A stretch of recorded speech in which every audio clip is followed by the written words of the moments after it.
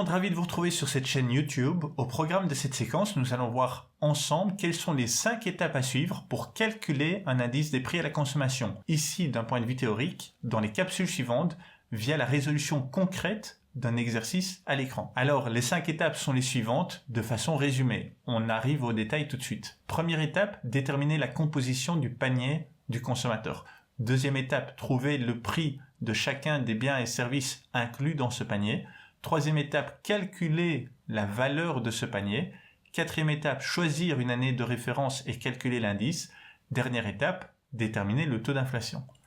Si on s'intéresse aux détails de chacune de ces étapes, la première est donc la détermination de la composition du panier d'un bien et service représentatif pour l'année de référence. Vous pourriez me dire, oui, mais qu'est-ce que ça veut dire représentatif?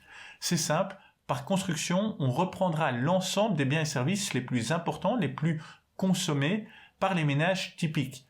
Cela signifie également qu'on exclura par la construction les consommations des cas extrêmes, des ménages qui disposent de moyens financiers extrêmement importants, millionnaires, milliardaires, ou au contraire de ceux qui n'ont pas de moyens financiers comme les personnes sans domicile fixe. Deuxième étape, trouver le prix des biens et services composant ce panier. Et donc, on s'intéressera à ce prix pour toutes les années pour lesquelles on veut calculer l'IPC. Troisième étape, calculer la valeur de ce panier pour chaque année en gardant à l'esprit que la composition du panier reste la même année après année. Seuls les prix changent. Quatrième étape, on choisira une année de base et on calculera l'indice des prix à la consommation pour chacune des années qui nous intéressent en appliquant la formule qui apparaît ici à l'écran, à savoir qu'on divisera le coût du panier de l'année T par le coût de ce même panier lors de l'année de base, le tout multiplié par 100. Il faudra donc choisir une année de référence qu'on appellera T0, et si T0 est par exemple l'année 2010, T1 sera l'année 2011, T2 sera l'année 2012, T5 sera l'année 2015,